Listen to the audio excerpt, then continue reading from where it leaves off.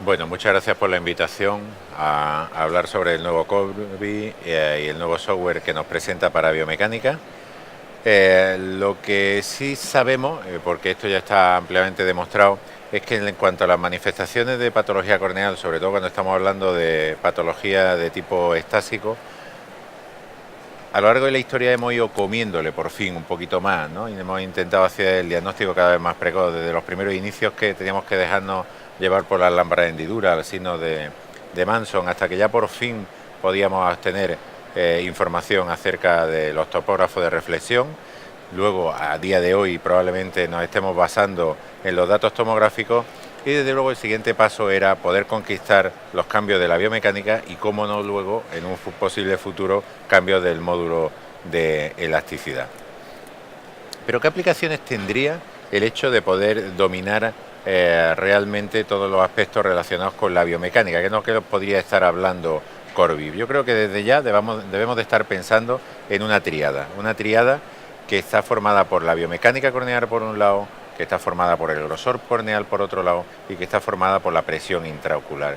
Si somos capaces de deshacer ese nudo gordiano, vamos a tener información aislada de cada uno de esos parámetros, de tal manera que podamos tener una medida más precisa de la presión intraocular, que a día de hoy tampoco sabemos exactamente qué presión es intraocular, porque ya sabéis que casi toda la medida de presión intraocular lo hacemos con aplanación, identificar posibles factores de riesgo de glaucoma y luego también tratamientos médicos. El hecho de poder identificar cierto tipo de riesgo de estasia, la medida del efecto del cross-linking sin tener que esperar a ver alteraciones paquimétricas o de curvatura o de elevación de cara posterior, imaginaros por ejemplo el caso de crío, y mejorar la predicción de los resultados refractivos que estamos teniendo. Pero realmente, ¿cómo mide Corby la biomecánica corneal? Corby, al fin y al cabo, es una tecnología ShaneFlu de alta velocidad que coge hasta 4.330 fotogramas por segundo en una cobertura horizontal de 8 milímetros de la córnea, y realmente lo que realiza es un tonómetro de no contacto, un impulso de aire que, como estáis viendo en la imagen inferior, llega a vencer la resistencia de la córnea hasta aplanarla, llegar a un incurvamiento máximo y luego que vuelva a retomar su estado posterior, tal cual estáis viendo ahí en la imagen que os presentamos. Corby lo que hace es capturar hasta 140 imágenes en esos 31 milisegundos posteriores, y realmente donde se va a basar para la cogida de datos paramétricos Corby es en esas dos aplanaciones, la primera hasta que vence la resistencia, la máxima concavidad, como estáis viendo ahí, y luego la vuelta a la recuperación corneal con esa segunda aplanación. Y de esas tres circunstancias pues recoge diferentes parámetros. Yo no le haría mucho caso a quedarme en la memoria a cada parámetro, lo que sí probablemente interés lo que están marcados en rojo, porque son los más reproducibles y los que probablemente nos den más información. El tiempo de aplanación, esa longitud de aplanación, tanto la primera como la segunda, la velocidad en la que se consigue, y luego cuando hablamos de la máxima concavidad, el tiempo en el que se consigue esa máxima concavidad es interesante, y luego la amplitud con la que se consigue. A nivel de presión intraocular, cuando comparamos, cuando en diferentes papers se han comparado incluso presiones corregidas con paquimetría con estos valores de presión que nos propone Corby, pues bueno, Corby al final obtiene una mejor reproducibilidad comparada con otros parámetros de otros equipos, y desde luego la tonometría que se consigue con aplanación. Pero sí me interesa, por ejemplo, que nos vayan sonando, como estáis viendo ahí, las diferentes imágenes de los datos que tenemos. Fijaros cómo tenemos la deformación de amplitud, en la que realmente, la amplitud de deformación, disculparme, en la que en la abscisa vemos los 30 milisegundos que va a durar el pulso de aire, y en el de las ordenadas tenemos esa amplitud de deformación máxima. Es interesante que os vaya sonando al menos la forma. Fijaros cómo tenemos también la longitud de aplanación y la velocidad con que se consigue esa máxima concavidad. Bueno, pues fijaros, es interesante comparar las imágenes que nos proporcionaba Renato Ambrosio, comparando un ojo normal con un ojo con queratocono. Fijaros cómo hay un poquito de mayor resistencia en el ojo normal a vencer esa concavidad, pero lo más interesante es que en el queratocono, una vez que se consigue resistir, fijaros cómo existe un movimiento de parpadeo y luego la recuperación probablemente sea un poquito posterior. Interesante, ¿para qué puede servir? Pues desde luego para la detección del queratocono, el screening del queratocono, probablemente no solamente a la hora de llegar al diagnóstico, sino a evitar, si estamos todos nosotros en clínicas de tipo refractiva, evitar meternos en operar una córnea que tenga aspecto de sana, incluso a nivel tomográfico, incluso de progresión paquimétrica de Belling-Ambrosio, y adelantarnos aún antes al hecho de poder llegar a ese futuro que sería la combinación de la tomografía con la respuesta biomecánica, ese futuro que a día de hoy ya tenemos con nosotros.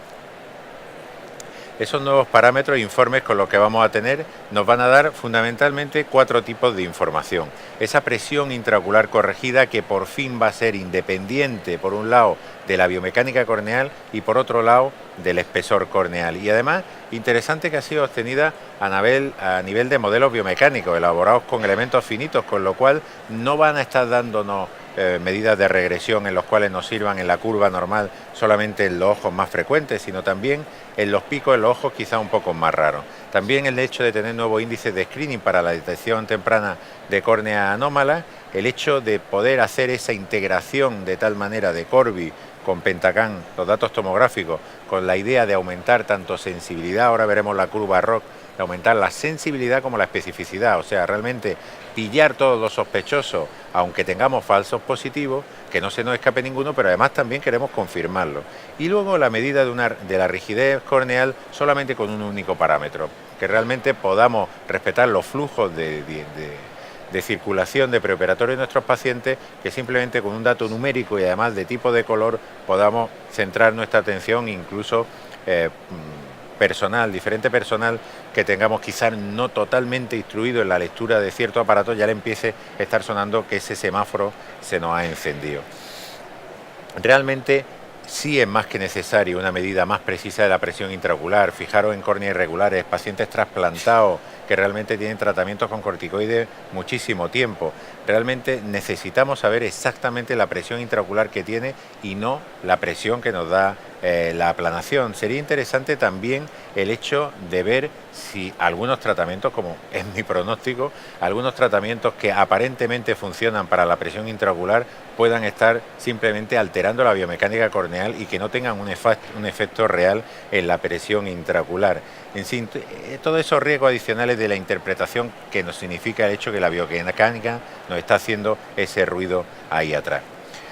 Como hemos estado hablando, lo que nos propone el profesor Elskig es la presión intraocular corregida con esa simulación de elementos finitos y no solamente válida, como hemos estado hablando, para ese grupo normal, ¿no? Compensando tanto las propiedades biomecánicas como el espesor de la córnea y validada con los datos clínicos obtenidos que, como veis ahí, podéis ver esa tomografía, esa tonometría de aplanación de Goldman en pacientes pre y postoperados de LASIK. En verde veis cuál es la presión real, la que nos propone la presión corregida. Lo más interesante sea quizás la exactitud, pero desde luego también la poca desviación estándar que tienen las medidas. Y fijaros cuando las comparamos con la tonometría de aplanación de Goldman, tanto la normal como la corregida con espesor, que como bien dice Cynthia Robert y parafraseándola, probablemente la tonometría de aplanación de Goldman justo después de un paciente operado con LASIK sea como un generador de números aleatorios que quisiéramos comprar décimos de lotería con él.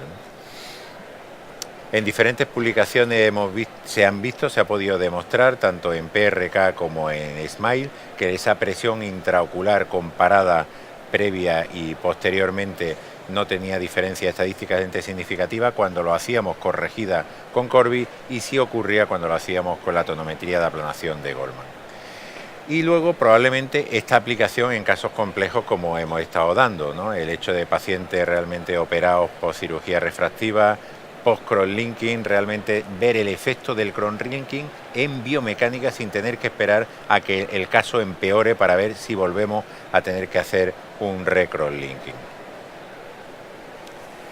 ¿Por qué el análisis biomecánico no se ha podido utilizar hasta ahora? Realmente no sabíamos cómo desviar, o sea, cómo deconstruir esos 3 parámetros que estábamos hablando: biomecánica, grosor y presión intraocular.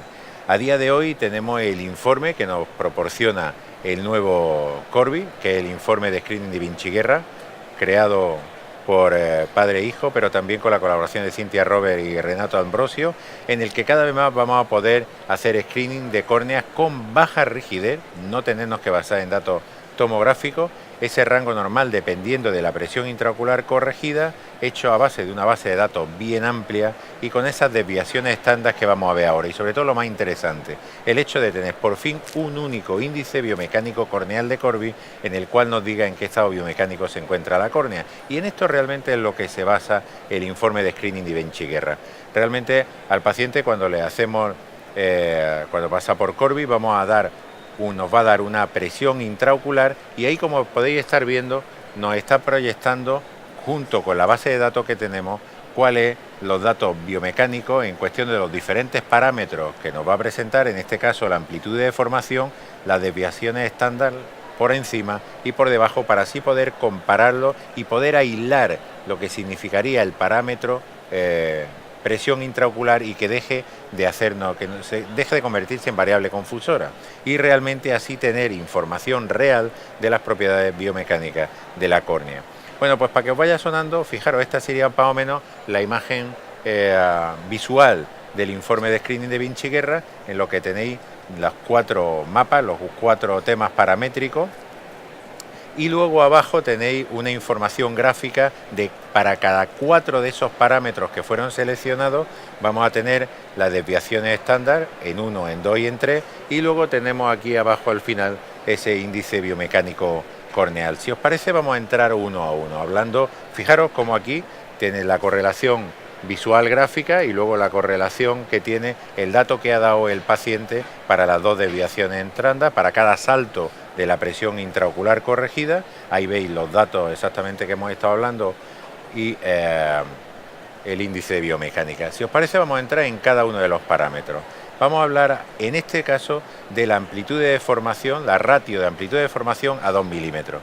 ¿Y esto qué significa? Fijaros, realmente cuando se emite un pulso de aire en una córnea que es normal se deforma por igual entre el ápex corneal y los 2 milímetros. Sin embargo, cuando la córnea no tiene una buena estructura biomecánica, va a tener mayor deformación en el ápex que en los 2 milímetros periféricos. Con lo cual, realmente lo que esta gente ha hecho es representar ese cociente, ese ratio entre la deformación, máxima deformación en el ápex y en los 2 milímetros. De tal manera que una córnea rígida se deformará al mismo tiempo en el centro que a los 2 milímetros. Y esto quiere decir que a menor ratio, como estáis viendo ahí, mayor va a ser la rigidez corneal. Cada uno con su representación de desviación estándar. Algo parecido pasa con el segundo parámetro, que es el radio integrado. ¿Y esto en qué consiste? Se basa en lo mismo, pero solamente hablando del radio de curvatura de deformación. Esto quiere decir que la inversa del radio es lo que va a representar en este gráfico el radio integrado. Con lo cual lo que vamos a ver cuál es el cálculo del área bajo la función. Quiero decir, si se deforma mucho, vamos a tener un radio pequeño. Si tenemos un radio pequeño, el inverso se va a convertir en un radio muy grande y con lo cual vamos a tener mucho área bajo ese parámetro. Con lo cual, y al revés, cuanto menos se deforme, mayor el radio de curvatura y la inversa va a ser más pequeña, con lo cual una córnea más rígida tendrá menor radio y con lo cual tendrá menor superficie dentro de ese parámetro, como veis ahí, y luego también nos informará acerca de esa desviación estándar que tiene ese parámetro. Interesante también el parámetro que proponía Ambrosio, ¿no? Este parámetro viene a ser como la progresión paquimétrica que nos enseñaba en su mapa de Belling-Ambrosio. Realmente lo interesante de esto es ver si el Zinnes Point tiene correlación en toda la córnea, si estamos hablando simplemente de que es una córnea delgada en todo su espesor, o si realmente el Zinnes Point comparado con el resto de la córnea tiene gran desequilibrio, o sea que mide la paquimetría del punto más delgado en comparación con la progresión paquimétrica. Sería un parámetro del mapa de Belling-Ambrosio y también con su desviación estándar. Y luego otro parámetro que nos propone Cynthia Robert ese parámetro de rigidez en el que realmente compara la presión ejercida en la superficie de la córnea con la extensión de deformación. Realmente lo que nos va a dar es un parámetro que nos habla realmente de la rigidez de la córnea, también con sus desviaciones estándar. Bueno, pues resulta que con todo esto el informe de Vinci Guerra elabora un índice de biomecánica corneal, además totalmente numérico, totalmente basado en colores, con lo cual realmente nos está saltando, como nos tiene acostumbrado, ese semáforo en el caso de que sean absolutamente sospechosas. Y ahí veis exactamente esa validación que se realizó con 470 ojos normales. Esto está recién publicado en prensa en el Journal Refractive Surgery, probablemente lo tengáis, y además va a estar abierto, con lo cual podéis entrar en la revista y verlo, con un MAC de un 98% de valor predictivo positivo de caso correcto. Bueno, y lo que a mí ya me parece realmente la bomba es la posibilidad de tener por fin combinado los datos biomecánicos con los datos tomográficos.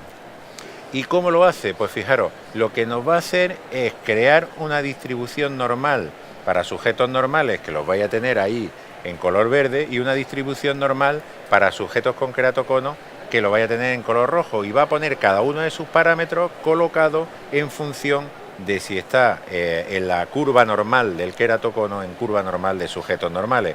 Aparte, el software combinado nos va a dar la posibilidad de tener la visualización de los 4 mapas tomográficos que tenemos por costumbre ver, el índice tomográfico biomecánico, con lo cual, fijaros que aumento tan espectacular de las curvas ROL. Ya sabéis que las curvas ROL lo que hace es hacernos una sumatoria de la sensibilidad, acordaros, sensibilidad, coger los máximos pacientes que sean sospechosos con la máxima grado de especificidad, que es confirmar a esos pacientes que están enfermos. Con lo cual, fijaros qué curva ROG y esa gran mejora tanto de sensibilidad como especificidad que nos interesa para un diagnóstico precoz del queratocono, para evitar operar pacientes que puedan tener este tipo de casos. Bueno, pues yo creo que lo mejor es que podamos verlo en cuestión de diferentes casos clínicos, porque así vamos a ver realmente la utilidad que nos da el software y la integración. Aquí vamos a tener el caso de un queratocono unilateral. Fijaros, como tenemos en el ojo izquierdo un queratocono grado 2 y en el ojo derecho tenemos un ojo normal. Y esto es sumamente interesante, porque realmente si nos fijáramos solamente en el ojo derecho, si los dos ojos estuvieran así, estaríamos ciegos. Realmente no sabríamos qué está pasando con ese paciente, pero nos está dando muchísima información este ojo que está enfermo, y realmente ya todos tenemos en mente que el ojo derecho puede pasarle lo mismo que lo que nos ha pasado en el ojo izquierdo. Bueno, pues fijaros como los diferentes parámetros que nos dan, fijaros la relativa normalidad de los datos tomográficos, quizá una levísima elevación en cara posterior que, bueno, probablemente nos haría sospechar. Yo quiero que os pongáis como cuando teníamos los topógrafos de reflexión, cuando realmente teníamos que volver a citar a los pacientes y a citarlos hasta que realmente estallaban en la cara anterior. Bueno, esto poco más o menos lo que queremos irle comiendo cada vez más al diagnóstico precoz. Pero fijaros como los datos paramétricos sí nos dan fuera totalmente de la normalidad, y el índice de biomecánica queda alterado, y luego también queda alterado el índice conjunto. O sea que realmente estamos analizando ese ojo derecho que nos está haciendo totalmente ruido, diciendo que ese ojo es un ojo problemático, aunque tomográficamente solamente tenga una ligerísima sospecha. De hecho, fijaros como el mapa paquimétrico de progresión nos daba justo en el límite de la sospecha, casi estaría no sospechoso. En el caso 2 tenemos un caso parecido de queratocono unilateral, fijaros, y nos va a pasar algo realmente parecido, ¿no? Fijaros como la desviación estándar del máximo amplitud de deformación sí sale alterado, y los datos también nos dan en el tope de sospecha de queratocono. Fijaros como, sin embargo, en los datos tomográficos nos daban casos como si fueran normales. Ahí estáis viendo el otro ojo, como realmente sí tiene una afectación más que clara, y aquí sí que, lógicamente, el mapa de progresión sí nos daba alterado. Bueno, y aquí podemos ver otro caso de un queratocono unilateral con un subclínico contralateral. Podéis estar viendo como en este caso sí es bastante obvio en ese ojo. Y cuando vamos directamente a los datos, aquí sí nos queda en la progresión nos da una ligerísima sospecha, pero de nuevo los datos de tipo biomecánico nos dan en el tope de alteración, incluso los conjuntos, fijaros cómo también se nos van. El otro ojo era un caso bastante claro de queratocono. Y interesante también hacer el análisis al revés.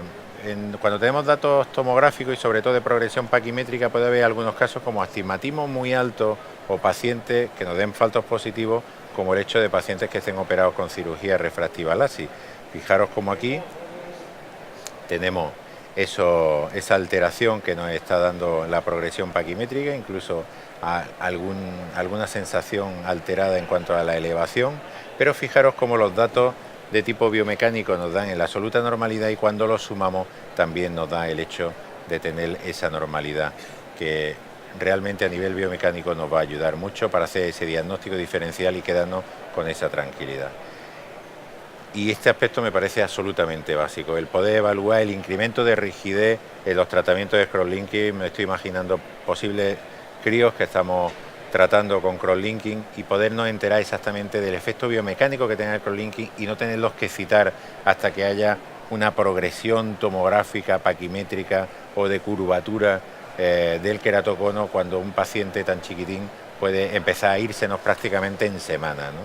Fijaros cómo acá, tanto pre y post tratamiento crosslinking, aquí tenéis la imagen en vídeo, y fijaros cómo la amplitud de deformación queda incrementada, esa rigidez, desde un 25 que tenéis en el pre-crosslinking hasta un 50 que vamos a tener una vez hecho el crosslinking, con lo cual podemos tenernos la tranquilidad de que realmente ha hecho un efecto a nivel biomecánico en ese paciente. En resumidas cuentas, la sumatoria de los datos biomecánicos con los datos tomográficos considero que ha sido un paso adelante que nos está dando cada vez más luz a día de hoy, ya por fin con una validez y con un valor generado a nivel clínico que realmente nos van a ayudar como nunca habíamos tenido, tanto para aumentar sensibilidad como para aumentar especificidad en este tipo de casos, que cada vez son más un reto para nosotros. Muchas gracias por vuestra atención.